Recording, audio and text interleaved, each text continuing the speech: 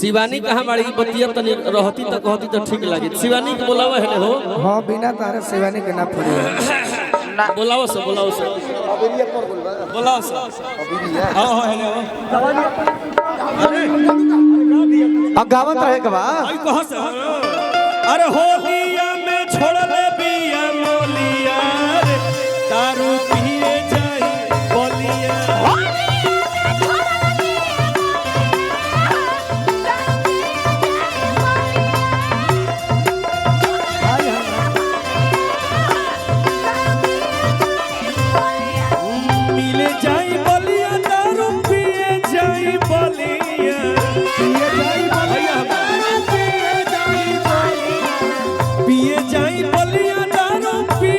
हो गई में कोइले बिया छलिया दारू पिए जाई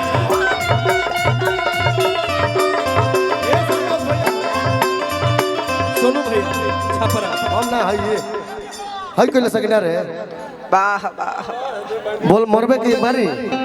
तू ही मार लो हर कमरा कमनिया होखे जो बना लो बनिया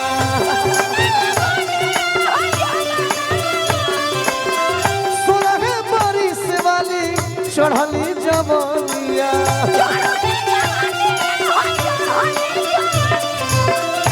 कमर कमनिया होके जो बन बनिया आ 16 बारिश वाली चढ़ली जवनिया आउ का लड्डू में गइल ना गुआ चाही लड्डू में गइल ना गुआ चाही अरे रुआ चाही देह रुआ चाही होली में माल माल पुआ चाही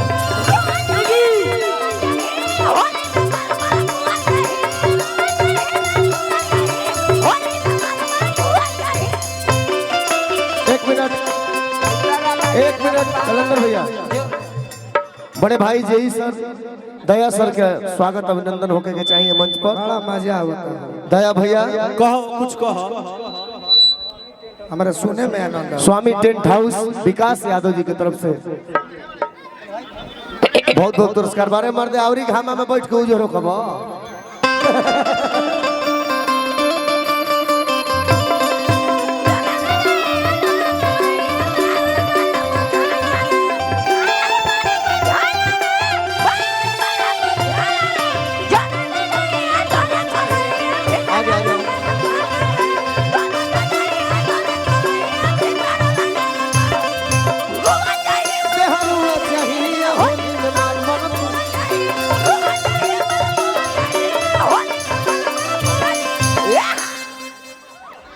अरे होलिया में आ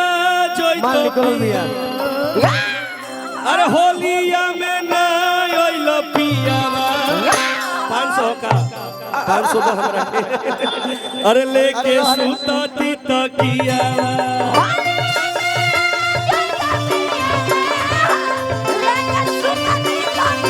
होलिया में ना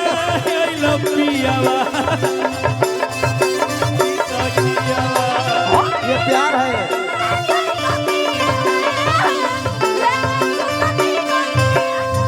सुतिले तकियावा लेके सुतिले तकियावा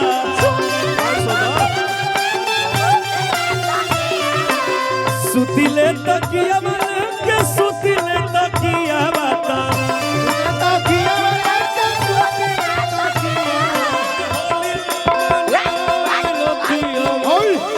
देखे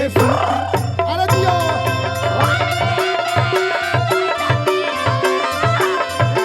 ये कलेंदर भैया हेलो तनिया एक रीड बढ़ जा आधा ना डी पर चल जा डी पर मंच तनी खाली होखो मंच पर भीड़ चाहिए अब जेकरा खाली करे को तन उहे कहता हां हटाई दीपक भैया से आग्रह बा खाली करावा कि आज संतोष भैया के बबुआ के मुंडन में हमें के आइल बनी जा यही आग्रह करब के एगो हऊ गीत सुना तो बड़ा हमरा अच्छा लगेला लड़का भी सुनी है पुरनिया भी सुनी है बोलब बरत रहे हो यही घड़ी ना तो कही एक मिनट ये बंद कर भैया, बेंची वाले भैया, कलंदर भैया, पहले मंच खाली कर दिया जाओ। हमने के एक आदमी के सुनल जाओ तब ना अच्छा लगी। अब 5 आदमी के बुझाते ना के का सुनावत के का गावता। एक आदमी गाई नहीं, दीपक भैया कहिए, गोलू भैया कहिए, चंदन भैया कहिए, पारा पारी सब कोई अपन अपन भाव से गाई। तब चाप पहले मंच खाली कर तबे कार्यक्रम चली। लेवल उठा दे कन्हैया भैया, एक लेवल उठाओ तो लेवल उठाओ एक थोड़ा सा मंच खाली कर। जे भी बा चाहे घर के सदस्य हो के चाहे के हो, चाहे गांव के घर के हो, जे भी बा मंच खाली करे सब कोई भैया। जे भी बा मंच खाली कर दिया आप सब लोग कलाकार के छोड़ के आप सब मंच खाली करी। बिना मंच खाली कइले कार्यक्रम ना चले। सब लोग हे बन देवी नुकम्बला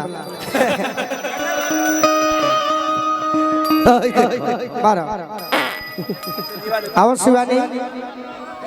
अकेले आवा, दू जानी के रहे तो नहीं